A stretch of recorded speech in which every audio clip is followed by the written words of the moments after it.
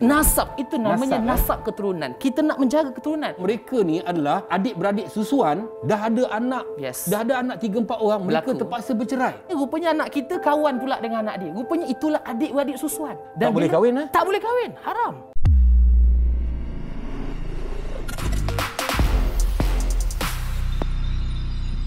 Assalamualaikum warahmatullahi wabarakatuh. Salam sejahtera bagi mereka yang bukan Islam yang menonton Sembang Viral. Janji pantas, padu, padat, pendek aja 10 minit tapi penuh dengan ilmu yang penting bermanfaat. Sembang Viral kembali bersama dengan yang berbahagia Ustaz Azam Al-Kankari. Apa khabar Ustaz? Baik, alhamdulillah. Datuk sihat? Alhamdulillah. Okey, nak cerita pasal ibu susuan.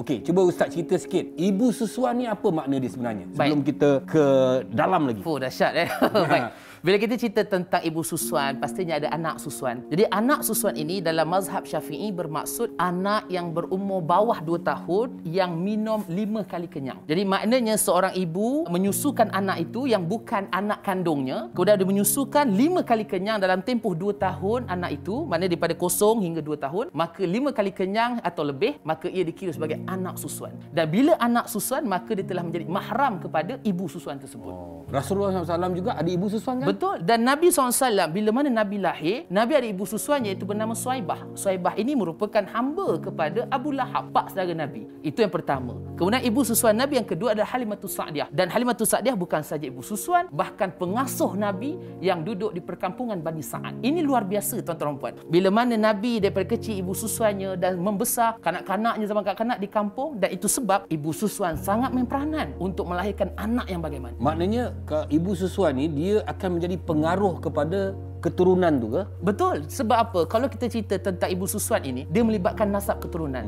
Dalam agama kita ada dipanggil maqasid syariah ini, maksud apa kepentingan syariah itu? Nasab keturunan ni kita kena jaga, Datuk. Maksudnya itu sebab kita adakan pernikahan, perkahwinan. Kerana apa? Untuk menjaga nasab keturunan. Itu sebab Islam mengharamkan penzinaan, Islam mengharamkan pelacuran dan sebagainya untuk menjaga nasab keturunan. Jadi bila ada ibu susuan ini, nasab keturunan dia ke bawah itu dia dikira sebagai mahram. Maka haram untuk dia berkahwin dengan sesama adik-beradik dan juga ibu susuannya itu. Macam mana pentingnya ibu susuan yang dipilih lah kan? Yang dipilih. Adakah dia berpandukan kepada ilmu yang dia ada, akhlak yang dia ada? Apa yang lebih penting harus dari segi Islam kita tengok? Sebenarnya bila kita cerita apa yang lebih penting, kita kena tahu apa yang masuk dalam perut anak kita. Bukan sekarang ada juga orang dia kata dipilih yang cantik Ustaz. Sebab nanti anaknya minum jadi cantik macam dia. Ini cantik ni kan, ini cantik, tinggi, dampai apa semua kan. Betul lah. Putih. Dia sebenarnya kalau dia nak tengok apa, kita kena tahu, Datuk. Kita nak beri anak kita makan apa, kita nak sumber darah daging anak kita ini adalah sumber yang halal dan pastinya sumber daripada seorang wanita yang baik-baik. Contohlah, kenapa adanya ibu susuan sebagainya, minta maaf cakap ya, kebarangkalian mungkin ibunya tiada susu, ataupun mungkin ibunya sakit, ataupun mungkin minta maaf cakap tuan-tuan dan puan, ibunya meninggal dunia. Jadi anak ini perlukan susu. Jadi bagaimana, apa perlu dia buat? Dia perlu mencari ibu susuan. Itu sebab kalau boleh kita nak cari ibu susuan, pastikan ibu susuan itu adalah ibu yang kita kenal. Maknanya contoh kita nak jadikan anak kita ni ada ibu susuan, carikan yang kita kenal lah. Jangan kita yang tak kenal entah mana-mana dan kita takut akan menyebabkan nanti rupanya dia tu ada beradik susuan dan akhirnya perkahwinan boleh terfasa. Ini yang kita tak nak. Na'udzubillah min zalik. Apa pandangan Ustaz kan? Ada netizen mengatakan, kenapa nak susah-susah sangat? Kita dah pilih orang yang baik-baik berada dengan kita, isteri kita. Betul. Jadi kahwinlah 2-3. Jadi kalau apa-apa berlaku pada isteri yang pertama tadi tu, ada isteri kedua untuk menjadi ibu susuan. Datuk boleh buat benda. Saya tanya Ustaz sekarang ni. Tak, saya tanya boleh ke tak boleh? Persoalannya adalah kalau mampu silakan. Ustaz tak mampu? Saya melihat kepada keperluan dan semasa sekarang ini belum perlu lagi. Datuk bila niat perlu? lah. Ada niat lah. Datuk ada niat ke? Saya dah umur dah 54 Ustaz. Bagaimana? Dah malas dah. Kesian Datuk.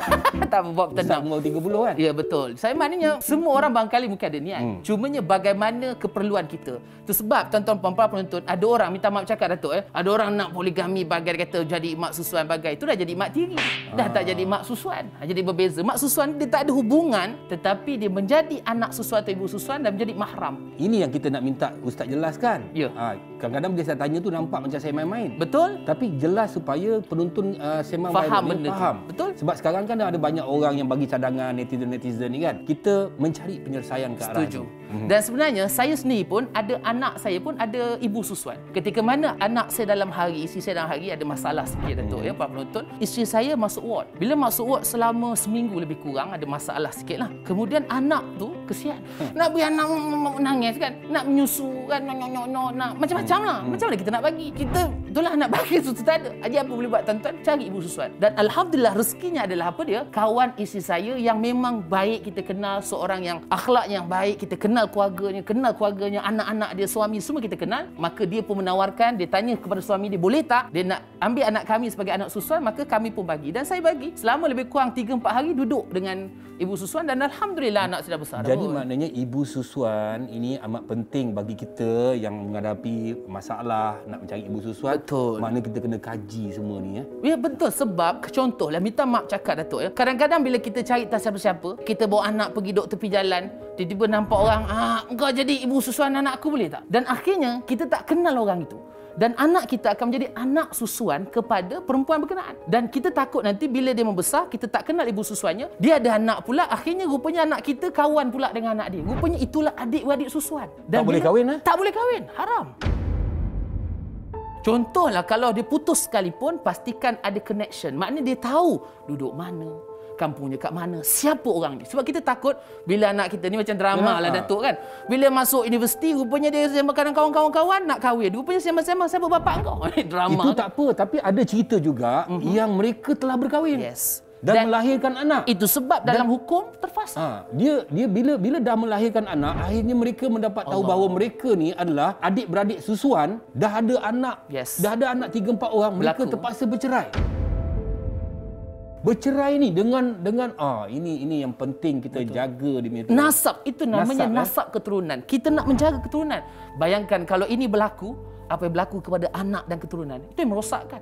Ketika mana Nabi SAW nak cari ibu susuan Nabi tu, atuk Nabi ni pilih yang betul-betul. Makna Halimatus Sa'diyah tu bukan orang kaleng-kaleng, bukan orang biasa-biasa. Mak ceritanya seorang individu yang sangat luar biasa, wanita yang mulia, wanita yang baik, dan duduk di perkampungan.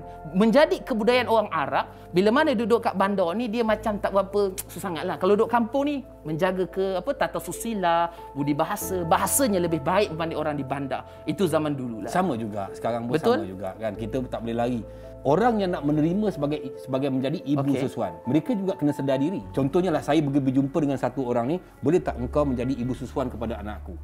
Tapi kita nampak dia secara lahiriah, tapi dia juga harus berfikir layak ke tidak. Betul? Macam mana tu? Itu sebab kita kena tahu. Minta maaf, ada orang yang jenis memang, maaf lah ibu-ibu ya, isteri saya seorang jururawat. Jadi kita belajar tentang laktasi, tentang penyusuan ibu dan sebagainya. Sempat belajar kan.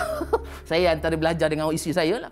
Jadi bila kita belajar penyusuan, memang ada orang memang susunya tak produce. Memang dia lahir-lahir, anak dia tak dapat minum susu. Maknanya laktasi dia pergi kelas. Itu sebab ibu pergilah kelas-kelas penyusuan, pergilah kelas-kelas laktasi. Kadang memang susunya tak keluar dan sebagainya. Tapi anaknya nak minum. Anaknya dah barangkali mungkin tak ada keperluan untuk dia minum, beli susu formula dan sebagainya. Mungkin tak ada duit dan sebagainya.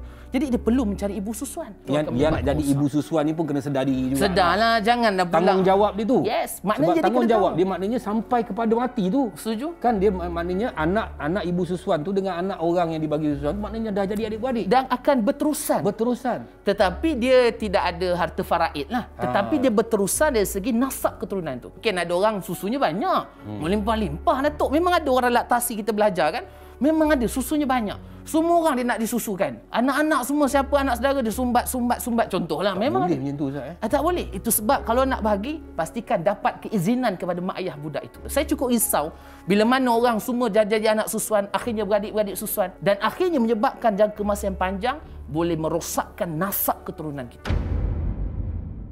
Kita berbincang tentang perkara yang nampak simple, yang semua orang boleh bagi pandangan masing-masing, tapi Sembang Viral membawa kepada mereka, kepada penonton semua, orang yang berpengalaman, yang tahu hukum hakam dia untuk kita tahu. Itu sebab tu saya memberikan cadangan dan pandangan kepada mereka yang nak cari ibu susuan. Kau boleh bertukarlah IC ataupun adakan kad supaya apa? Supaya kita mengetahui siapa ibu susuan anak kita, adik-beradik susuan anak kita, dan juga kita mengetahui siapa anak-anak susuan kita. Itu yang paling penting, dan kita harap perbincangan kita pada hari ini dapat membuka minda kita supaya kita memahami apa itu erti ibu susuan yang sebenar-benarnya dari segi hukum agama, insya-Allah. Alhamdulillah, terima kasih kerana sudi bersama dengan kami. Ingat, tak pasti jangan kongsi, jangan kita buat wakaf dosa. Jumpa lagi esok Sembang Viral. Assalamualaikum, salam sejahtera. Terima kasih Ustaz. Jumpa lagi insya-Allah. Moga bermanfaat.